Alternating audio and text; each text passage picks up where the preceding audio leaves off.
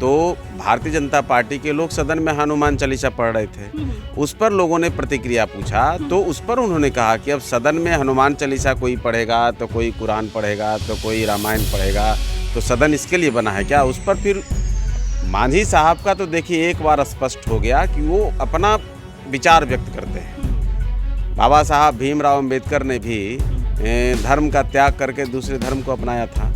कबीर इस देश में हमको लगता है कि सबके लिए पूजनीय है, लेकिन उनके सच्चाई देखेंगे तो वो भी आकार को नहीं मानते थे, वो निराकार को मानते थे। मंदिर मस्जिद सब पर उन्होंने सवाल उठाया। तो यह इस देश में और सनातन परंपरा में भी देखेंगे तो इस बात की आज़ादी है खुल करके। नमस्कार, आप न्यूज़ फोनेशन देख रहे हैं, मैं हूं आपके साथ वंदना। हिंदू मुस्लिम के राजनीति एक बार फिर से बिहार में हो रही है। बता दें कि चाहे वह महागठबंधन की सरकार हो या फिर विपक्षी पार्टियां, एक बार फिर से इस मुद्दे को जो है बिहार विधान मंडल में सत्र के दौरान उठाया गया। ये कोई और नहीं बल्कि बिहार के पूर्व मुख्यमंत्री जीतन राम मांझी ने उठाया। जीतन राम मांझी ने सदन में कार्रवाई के दौरान जिस तरह से राम और रावण के चरित्रों को उन्होंने सामने रखने का काम किया है, और उसके बाद से सदन में यह लड़ाई काफ़ी पीक पर थी। कई नेताओं का प्रतिक्रिया आना इसी क्रम में शुरू हो गया है। हालांकि जीतन राम मांझी अपने बातों पर जो है वह अड़े हुए हैं। हमारे साथ बात करने के लिए हैं हम पार्टी के मुख्य प्रवक्ता श्याम सुंदर जी, और इनसे हमारा सवाल है कि आप लोग जिस तरह से राम और रावण के चरित्र को आगे कर रहे हैं, इसकी ज़रूरत है राजनीति में? देखिए, ये जो जिस तरह की बातें हो रही हैं, दरअसल वो मामला ही नहीं था। मांझी जी ने जिन सवालों पर जो कहा तो उस सवाल को ओमिट कर दिया गया, और मांझी जी की बातों को लेकर के जो है मीडिया में भी हाइप अपना कर दिया गया, या और भी लोग बोल रहे हैं। सवाल है कि सदन किस लिए बना है? सदन लोगों की समस्याओं के लिए, मूलभूत जो उनकी ज़रूरतें हैं, या फिर जो अभी जो बजट का भाषण चल रहा था तो उस पर था। उस पर जो है, यहाँ पे आपको रोकेंगे, क्या पूर्व मुख्यमंत्री जीतन राम मांझी इन बातों को सदन में बोले थे या नहीं? नहीं, सदन में नहीं बोले हैं, सदन के बाहर बोले हैं। सदन में चूंकि उस दिन की जो बात है, तो भारतीय जनता पार्टी के लोग सदन में हनुमान चालीसा पढ़ रहे थे। उस पर लोगों ने प्रतिक्रिया पूछा, तो उस पर उन्होंने कहा कि अब सदन में हनुमान चालीसा कोई पढ़ेगा तो कोई कुरान पढ़ेगा तो कोई रामायण पढ़ेगा, तो सदन इसके लिए बना है क्या? उस पर फिर मांझी साहब का तो देखिए एक बार स्पष्ट हो गया कि वो अपना विचार व्यक्त करते हैं। बाबा साहब भीमराव अंबेडकर ने भी धर्म का त्याग करके दूसरे धर्म को अपनाया था। कबीर इस देश में हमको लगता है कि सबके लिए पूजनीय है, लेकिन उनके सच्चाई देखेंगे तो वो भी आकार को नहीं मानते थे, वो निराकार को मानते थे। मंदिर मस्जिद सब पर उन्होंने सवाल उठाया। तो यह इस देश में और सनातन परंपरा में भी देखेंगे तो इस बात की आज़ादी है तो खुल करके। को उठाने के लिए उन्होंने नेताओं को तो छूट नहीं दे रखी थी ना? नहीं, नेताओं, मांझी जी ने कहीं कोई भाषण में बोला है क्या, या मांझी जी ने कोई स्पीच के दौरान बोला है क्या? अब कोई कुछ बयान दे रहे हैं, उस पर किसी ने जाकर के, मांझी जी के बारे में स्पष्ट है कि उनका अपना एक मत है कि वो धर्म को उस रूप में नहीं मानते, वो राम को काल्पनिक पुरुष के रूप में मानते हैं। यह तो उनका विचार है। तो उस विचार को एक बार जब हमने जान लिया कि किसी का विचार क्या है, तो उस पर बार बार मीडिया भी, हमको लगता है कुछ लोग ऐसे हैं जो भारतीय जनता पार्टी को बचाने के लिए उन पर जो उनका जो कारनामा था, जो सदन में वो हनुमान चालीसा पढ़ने का नाटक कर रहे थे, या और भी एक दो लोग जो सदन में जिस तरह की बातें कर रहे थे, उसको ढकने के लिए मांझी जी के बयान को आगे कर दिया गया। मांझी जी से इस बात को लोगों ने जाकर के पूछा, उन्होंने अपना मत प्रकट किया। दूसरी बात जो राम रावण पर विमर्श है, तो वो एक अलग डिबेट का हिस्सा है।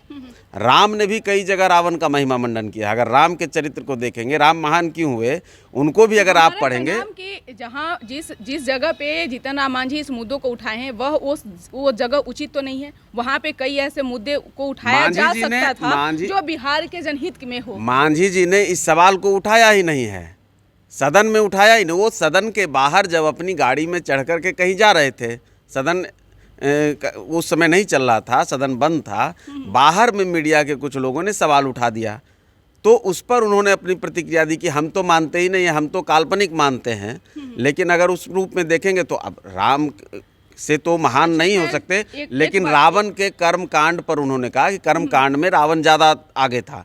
तो यह तो सब मानते हैं ना कि रावण, अगर देखा जाए तो ब्रह्मांड का सबसे विद्वान पंडित माना जाता है, जिसने राम भी जब लंका पर चढ़ाई कर रहे थे तो सेतु बनाने के पहले पूजन है, उसके लिए रामायण है। श्याम सुंदर जी ज़्यादा जानकारी के लिए एक सवाल है कि बिहार में ओवैसी की एंट्री हुई है और वह भी उस इलाके में जहां पर उनके समुदाय के लोग ज़्यादा रहते हैं, तो कहीं ना कहीं ये 24 के चुनाव से पहले नज़र तो नहीं है, फिर आप लोगों के लिए मुश्किलें बढ़ती नज़र। देखिए ओवैसी जी क्या करते हैं भाई, देश में तो सैकड़ों पार्टियां हैं, सबका अपना अपना काम करने का तरीका है और सबको आज़ादी भी है कि वो काम करें।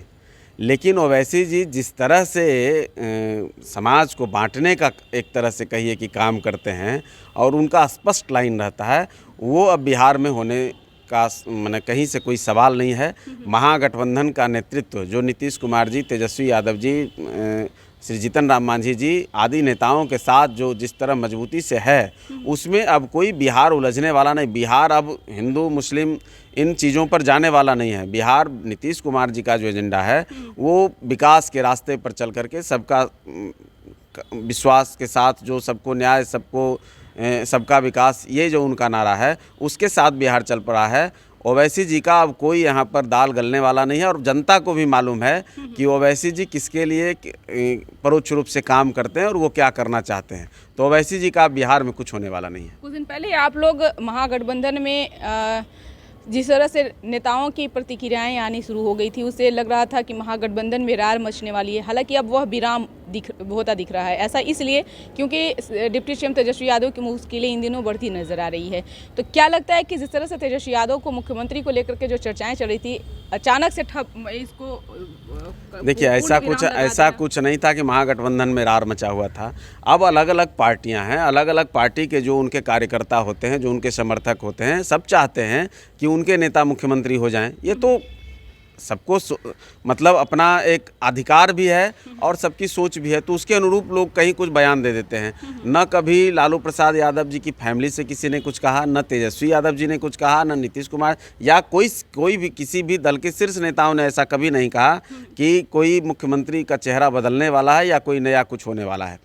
कार्यकर्ता लोग, समर्थक बोलते रहते हैं, उनका कोई मतलब नहीं है। और तेजस्वी जी कहाँ मुश्किल में हैं, ये लोगों को लग रहा है कोई मुश्किल में नहीं। ये तो सीबीआई का मामला हो या ईडी का मामला हो, वो उनका अपना एक एजेंडा है। वो केंद्र सरकार के इशारे पर जहाँ उनकी सरकार नहीं होती है तो लोगों को अस्थिर करने के लिए, विपक्षियों को तंग फजीहत करने के लिए वो उनका काम है, वो करते रहते हैं। तो राजनीति में जो लोग हैं वो इन चीज़ों से डरते थोड़े हों, तो अपना काम करते रहते हैं। जनता मांझी को भी डर नहीं है, किसी को डर नहीं है। क्यों डर रहेगा, हमने कुछ किया ही नहीं। जीतन राम मांझी जी 40-45 साल के राजनीतिक अपना उनका एक समय हो चुका है, तो उसमें अगर कहीं कुछ रहे तब तो डर रहे। डर रहना चाहिए भी तो किससे, जनता से, कि जनता के उम्मीदों पर आप खरे उतर रहे हैं कि नहीं उतर रहे हैं। तो वो तो परीक्षा हम लोग देते रहते हैं, उनके बीच में जाते रहते हैं। इसलिए किसी वैसी संस्थाओं से तो डर का सवाल ही नहीं है कि हम लोगों के गिरेबां पर या किसी भी जो कुछ करेगा नहीं, उसको कुछ दिनों के लिए कहते हैं ना कि सत्य परेशान हो सकता है, पराजित नहीं हो सकता।